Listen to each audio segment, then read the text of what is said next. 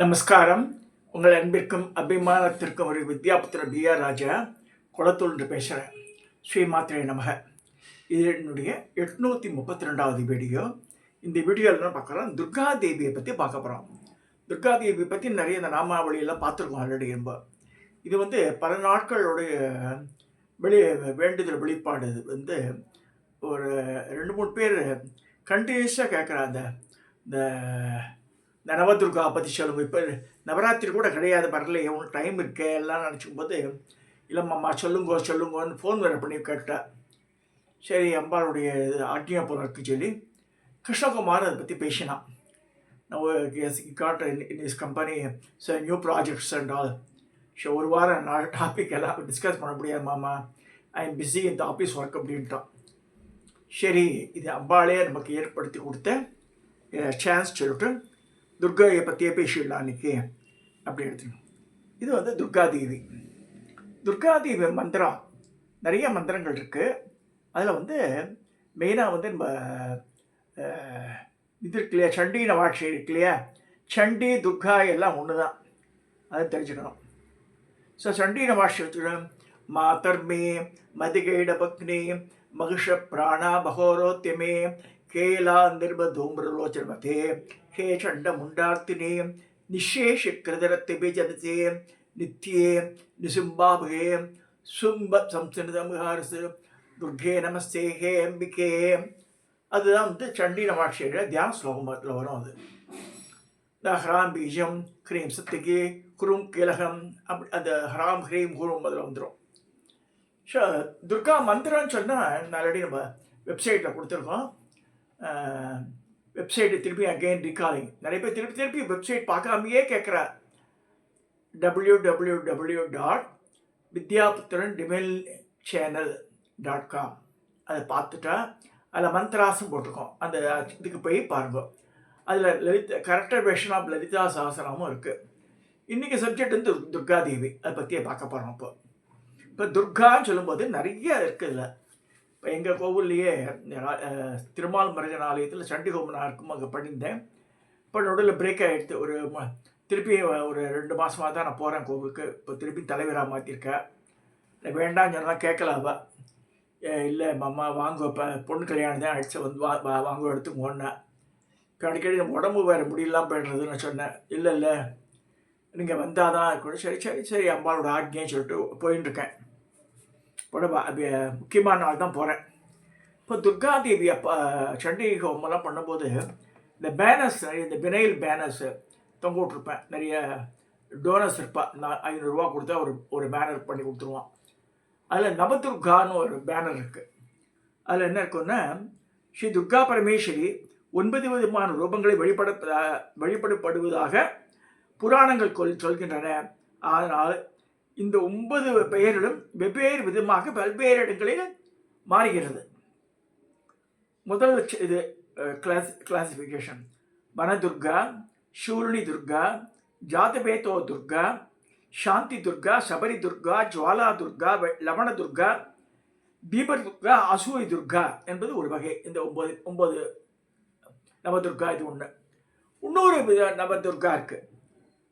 அது என்னென்னா, அக்னி துர்கா, மகாதுர்கா, ஜுவல துர்கா, பிரம்மதுர்கா, விஷ்ணு துர்கா, ருத்ர துர்கா, வனதுர்கா, ஸ்தூல துர்கா, சூலினி துர்கா என ஒன்று.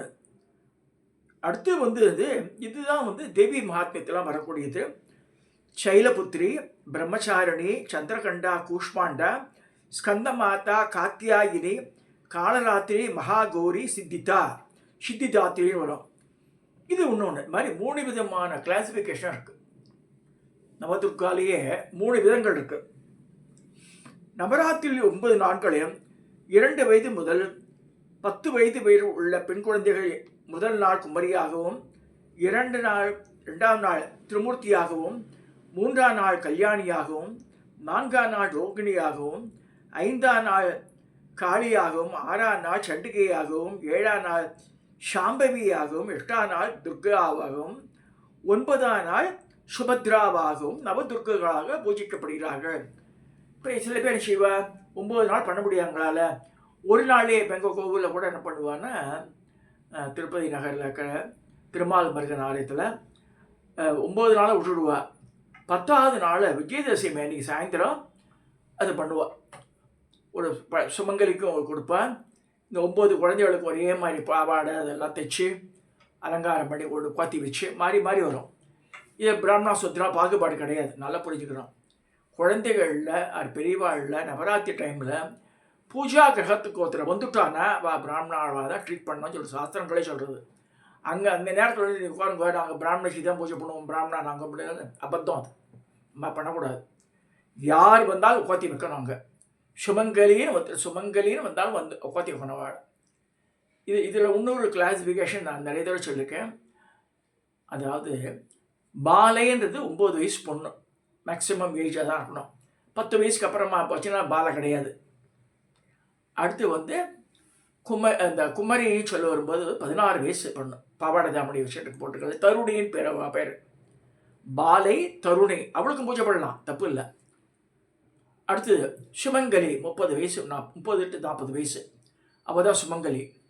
சுவாசினி சொல்கிறது 75 வயசு இருக்கணும் அவளுக்கு. அந்த மாமிக்கோ அந்த பெண்மணிக்கோ 75 இயர்ஸ் மினிமம் வேணால் வாழ்க்கையில் எல்லா அடியும் பட்டு அவள் ரைப்பண்டு ஃபிகர் ஆகிடுவாள்.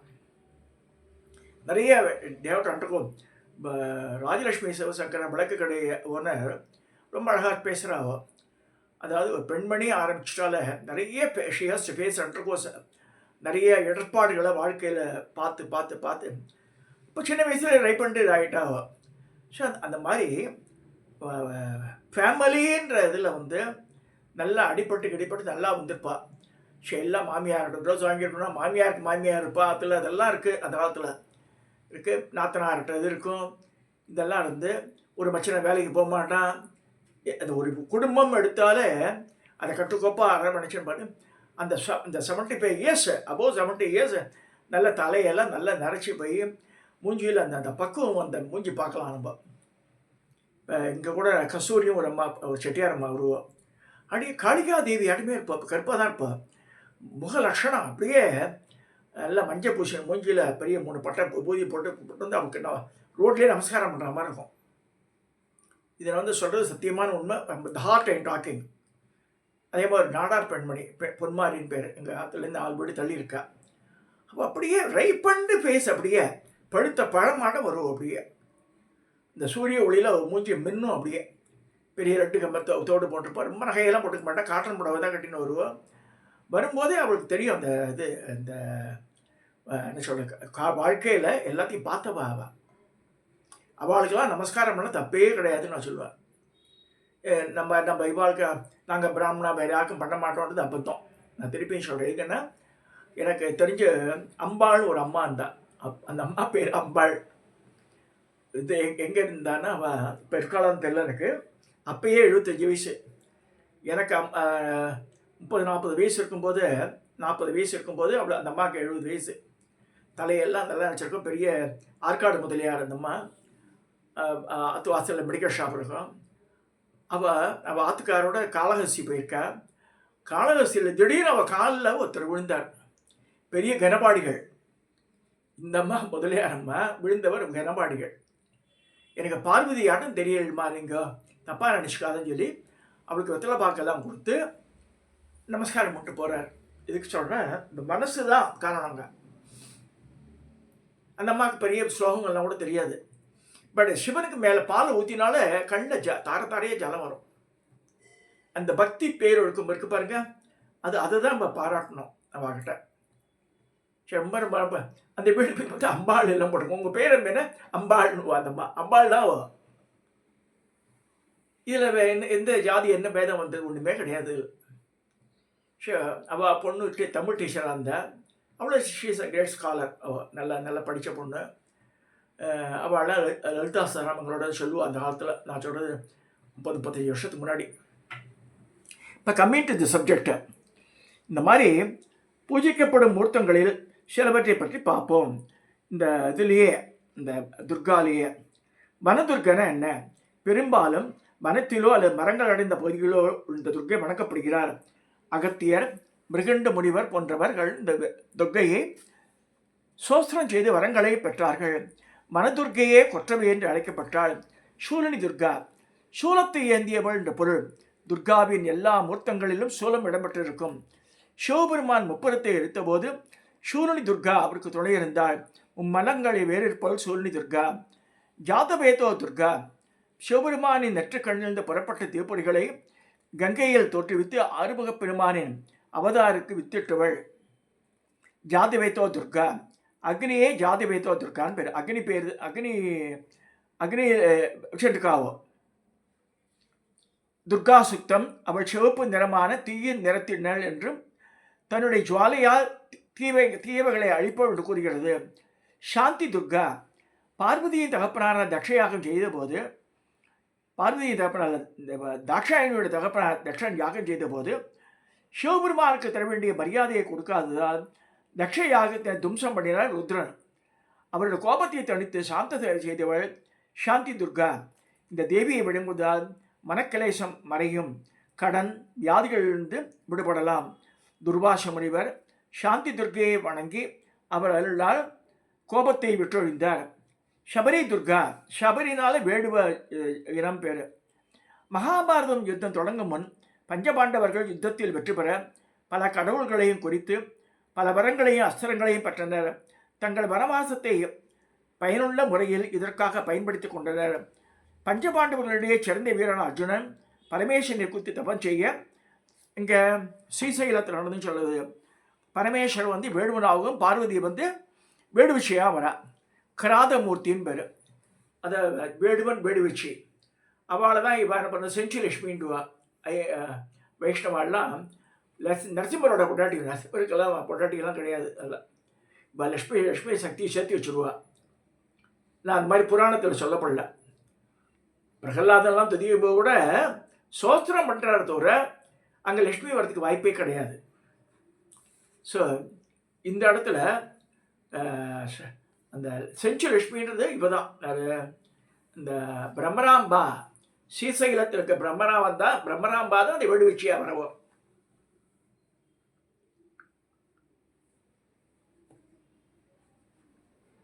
இந்த துர்கா பரமேஸ்வரனுடைய மிச்ச ரூபங்கள் எங்காத்தோட இந்த படம் இருக்கும். இந்த நடுவில் இருக்க படம் பெருசாக இருக்கும். இந்த சைடு லக்ஷ்மி சரஸ்வதியோட ரவியூர் மகாலட்சுமி சரஸ்வதியோட இந்த படம் இருக்கும். யாரோ சொல்லிடலான்னு சொல்லிட்டு இதில் கொண்டு அரச மரத்தடியில் கொண்டு வச்சுட்டு போயிடுறேன். இது நம்ம துர்கா சுத்தியே இருக்கா, துர்கை சக்தி. இதையும் காமிச்சிடுறேன், அப்புறம் பின்னாடி மறந்துடும் எனக்கு. So coming to our subject. அர்ஜுனுக்கு பாசுபாதாஸ்திரம் கொடுக்கறதுக்கு இப்போ 2 பேர் தான் வரா. மேலும் உயிர்களுக்கு பெருந்திகழைத்து வந்த மூகன் என்ற அசுரனை கொன்பதற்காக பரமேஸ்வரன் வேடுவன் உருவத்தினாலும் பரமேஸ்வரி வேடுவ பெண் உருவத்திலும் அவனை கொன்றதாக கூறிவார். ஜுவாலா துர்கா, பண்டாசுரனோடு லலிதா பரமேஸ்வரி போர் புரிந்த போது அசுர சேனையை நுழையாதிற்கு அக்னி அரணை அமைத்து சக்தி சேனையை பாதுகாத்தவர் ஜுவாலா துர்கா என்று அழைக்கப்படுகிறாள். லவண துர்கா, லவணாசுரன் என்ற அசுரன் உயிர்களுக்கு பெருந்திங்கழித்து வந்தான். இது ராமாயண காலத்தது. அவனை மாய்த்து வருமாறு ராமர் தம்பி லக்ஷ்மணன் கேட்டுக்கொண்டார். ராமரின் நிழலாக இருப்பவான ஆதிசேஷன் அவதாரமான லக்ஷ்மணன் லவணாசுரனை அழிக்க சென்றார். லக்ஷ்மணன் வெற்றிவாக சூடி வர ராமர் துர்க்கையை துய்த்தார். அவதான் லக்ஷ்மணனுக்கு அருள்பாலித்தார். தீபதுர்கா, இருளில் ஒளி தெரிவது போல் தீபம் அதுபோல நம்மிடையே உள்ள அஞ்ஞானமான இருளை நீக்கி ஞானமன்ற தீபத்தை ஏற்றி வைப்பவள் தீபதுர்கா. ஆசூரி துர்கா, மரண பயம் இல்லாமல் இன்று நிலத்திற்கு தேவையான அமிர்தத்தை பெற தேவர்களும் அசுரர்களும் பார்க்கடலை கடைய அமிர்தத்தை அசுரர்கள் உண்ணாமல் தேவர்கள் மட்டும் உண்ணும்படியாக செய்தவள் ஆசூரி துர்கை. ஆசூரி துர்கையை வணங்கினா நமக்கு எல்லாமே ஆரோக்கியமும் நீண்ட ஆயுளையும் பெறலாம். திருஷ்டி துர்கா, சொல்லடிப்பட்டாலும் கண்ணடிப்படக்கூடாது என்பது பழமொழி.